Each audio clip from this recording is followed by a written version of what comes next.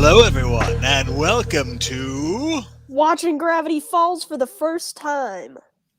Today, we're talking about the Gravity Falls episode that it has a lot of hilarity and, frankly, a lot of skin. Yeah, The and no pool numbers. episode. There's I didn't no see. there's I no didn't. biblical I, references. I didn't see any cool codes. We may have missed out on them. This one's Yeah. called the Deep End, Yeah. and we were laughing a lot during this one. This one's so much. What were some of your most memorable moments for you? Well, honestly, the whole episode feels like it's 2 hours long. Uh, so much happens, like so much flashes upon your eyes, and you start to feel like you've lived centuries. We're just bombarded with a lot of jokes in this one. Yeah, A lot of sight gags, a lot of awkwardness too. Yeah. I think I liked the exploration of that character we talked about last time with the shorts. Poolcheck. What's his name? Poolcheck? Poolcheck's really cool. There's a lot more expanded on this universe of Gravity Falls, and like the rules and how it works. Well, it's a very hot day in Gravity Falls, right? It's the hottest day of the summer, and so Their fish tank is literally boiling. Yes, the fish tank that doesn't have any fish in it. I guess that makes sense why there's no lobsters in there. Because every year it boils, the fish should die. Yeah, you got a red lobster. To go back to the hat thing that I was freaking out about last time, since we're talking about fish tanks. So the hat now looks like it's a fish that's going after like a little piece of fish food. Nugget. Yeah. We've got a fish tank that doesn't have any fish in it. There was a lobster in it, but we haven't seen the lobster since that episode. And then there was that one clip way back when during the wax figure episode where we see Grunkle Stan, I think in bed, and there's I think a stuffed piranha. Yeah. So I'm guessing that the secret organization has something to do with a fish. Yes. It's funny you bring up the wax figure episode. This episode had the wax figure of Stan. Oh, where? At the beginning. It melted. Oh, that's right. And there's so much that happened that I forgot about that. That's right. So it showed us a melting Grunkle Stan. Right. And I was wondering if that hat looks a little bit different. So tell us about the plot between we'll do the subplot first, the plot with Dipper and Wendy. Yes. I like this plot. We get to So basically, like, he's like, oh yeah, I love Wendy. Let me be with Wendy. I want to get a job with Wendy. And then they ultimately just destroy their working opportunity. And Wendy is ultimately like a terrible decision maker. And Dipper, who is a good decision maker, I would argue, is just like, oh yeah, no worries. I don't need to worry about that. Yeah, so Poolcheck is very passionate about his job. Who I actually really like. I like him a lot. He gives off a lot of like drill sergeant vibes. And I like it. It's good. Yeah, and because he's passionate and he does a good job. He's strict, but not just strict for the sake of being strict. He's not power hungry. He cares about this place. And really, pool safety is important out there, kids. People die all the time from drowning. Yeah, so it's probably best that Wendy gets fired by the end of the episode because you don't really want Wendy as a lifeguard. She's not going to notice if you're splashing around. I also never saw them swim. No, I don't know how well of a swimmer Dipper is. He looks a little too young. To get the job, there was never a swim test.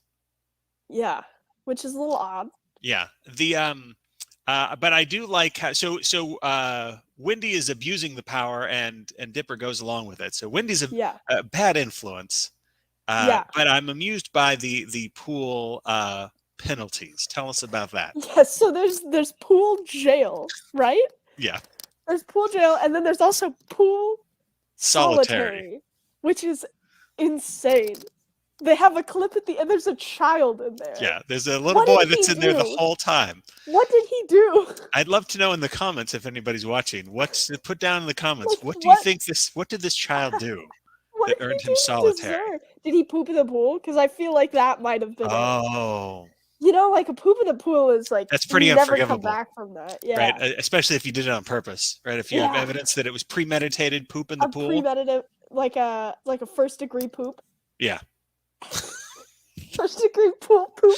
Anyway, well, whatever that child did, he's in there for the long haul.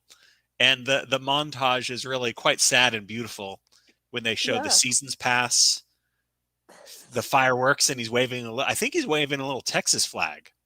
He is, yeah. It's a little. Well, let's talk about the main plot of this, which is Mabel getting her first kiss from Mermando. Yeah, Mermando. So Mermando is an interesting character. This is basically, if you've ever seen Shape of Water, this is Shape of Water for kids, and somehow more sexualized. This whole episode has a very like sexual undertone. Well, we see a lot of skin. We see like people like little Gideon. We see his nipples and things like his baby fat body, and he says stuff like, "Oh, my cheeks are so soft." Yeah, he says my cheeks are baby soft. That. He's rubbing his own cheeks. My cheeks are baby soft in lotion. Seuss shows a lot of skin, doesn't necessarily do anything like overtly sexual, but he is shipping Mabel and her Mermando at the very beginning. Yeah, he's and like, there's something about him being shirtless and having like all the cheese dust all over his face. So it's very, if very not sexual, this is at least very very hedonistic. This is the beach episode. Don't beach episodes happen in anime? Yes, beach episodes, they do happen. It's where it's like, it could be like any type of anime, and then they just go to the beach. They decide like, let's take a break from from whatever's going on, and we'll go to the beach. Yeah. Does that ever happen in like shows like Attack on Titan or anything? I don't think so. That'd be great. Oh my god, the freaking huge people with all the teeth on the beach. Right? And, they just go to the beach. And they like suck on a martini or something. I think The Shape of Water definitely ripped this off. And that all of the Oscars that film won should be shared with Gravity Falls. I agree. Let's start a petition. Frankly, I enjoyed this more than The Shape of Water. I agree. This is a much better piece of media than Shape of Water, and I can say that with full confidence. Oh my gosh. No, like, it's much easier to watch. They do the same thing. Mm-hmm. Shorter amount of time. A shorter amount of time, and honestly better ending. And somehow more sexualized. Yes, because the ending of Shape of Water is interesting because she's like, she has those scars or whatever that become